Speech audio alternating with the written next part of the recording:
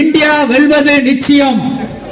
மாபெரும் பொதுக்கூட்டத்திற்கு தலைமையேற்று சிறப்பித்துக் கொண்டிருக்கின்ற தூத்துக்குடி தெற்கு மாவட்ட செயலாளரும் மீன்வளம் மீனவர் நலம் மற்றும் கால்நடை பராமரிப்புத்துறை அமைச்சருமான தலைமையேற்று நடத்தி கொண்டிருக்கின்ற மாண்புமிகு அமைச்சர் அண்ணாச்சி அனிதா ராதாகிருஷ்ணன் அவர்களே, முன்னிலை வைத்து சிறப்பித்துக் கொண்டிருக்கின்ற ஒன்றிய செயலாளர்கள் இளையராஜா அவர்களே, ஜெயக்கொடி அவர்களே, புதூர் சுப்பிரமணியன் அவர்களே, சரவணகுமார் அவர்களே, ராமசாமி அவர்களே, சுரேஷ்காந்தி அவர்களே, பகுதி கழகத்தினுடைய செயலாளர்கள் சிவகுமார் அவர்களே, ஆஸ்கார் அவர்களே, நமக்கெல்லாம் நல்ல கருத்துக்களை வழங்க வருகை தந்துள்ள கழகத்தினுடைய துணை பொதுச் செயலாளரும் நாடாளுமன்ற குழு தலைவரும் நம்மளுடைய தூத்துக்குடி பாராளுமன்ற உறுப்பினருமான இந்தியாவின் பெண் சிங்கமும் நம்மளுடைய திருமதி அம்மா கருணாநிதி கனிமொழி கருணாநிதி அவர்களே, இப்போ சிறப்புரை ஆற்றி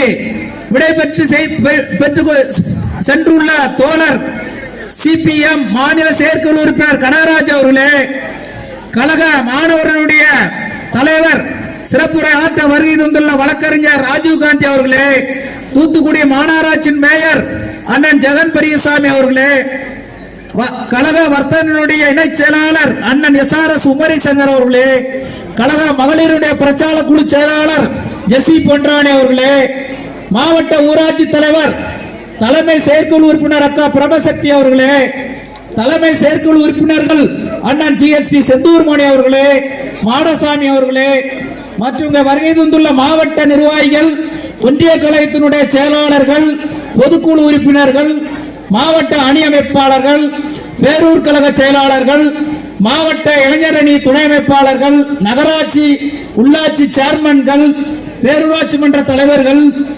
மாவட்ட அணி துணை அமைப்பாளர்கள், ஒட்டப்பிடாரம் மேற்கு ஒன்றிய வடக்கு ஒன்றிய நிர்வாகிகள், புதியம்புத்தூர் ஒட்டப்பிடாரம் கிளை செயலாளர்கள், கழக முன்னோடிகள், நன்றியுரை ஆற்றிருக்கின்ற ஒட்டப்பிடாரம் யூனியன் சேர்மன் ரமேஷ் அவர்களே, மற்றும் விழாவிற்கு வருகை தந்துள்ள கழகத்தினுடைய கலைஞரின் உயிரினும் மேலான கழகத்தினுடைய உடன்பிறப்புகளே, கழகத்தினுடைய முன்னோடிகளே, பெரியோர்களே, தாய்மார்களே, ஊடகத்துறை நண்பர்களே, பத்திரிகை துறை நண்பர்களே, காவல்துறை நண்பர்களே, உங்கள் அனைவருக்கும் மாலை வணக்கத்தை தெரிவித்துக் கொள்கிறேன்.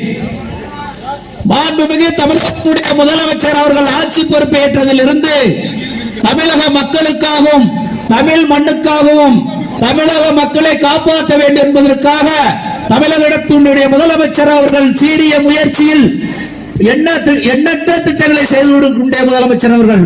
உங்களுக்கு தெரியும், மகளிருக்கு நகர பேருந்துல கட்டணமில்லாத விடியல் பயணம், புதுமை பெண் திட்டம், மக்களை தேடி மருத்துவம், கலைஞரின் மகளிர் உரிமை தொகை, முதலமைச்சரின் காலை சிற்றுண்டி திட்டம், இப்படியே சொல்லிக்கிட்டே போலாம் தலைவர் செய்த சாதனைகளை.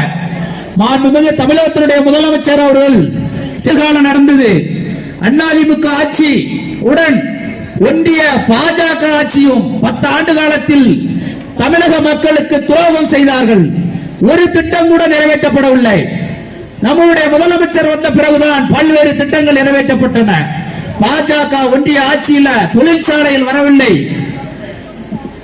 பாஜக ஒன்றிய ஆட்சியில் ஒரு படித்த இளைஞர்களுக்கு ஆண்டுக்கு 2 கோடி நபர்களுக்கு வேலை வாய்ப்பு தருவேன் என்று சொன்னார்கள். கொடுத்தார்களா? கொடுக்கவில்லை. ஒவ்வொரு கணக்கிலும் கருப்பு பணத்தை மீட்டு 15 லட்சம் ரூபாய் தருவேன் என்று சொன்னார்கள். செய்தார்களா? கொடுக்கவில்லை. தேர்தல் அறிக்கையில் சொன்னது முழுவதும் பொய்யாகி சென்று விட்டது.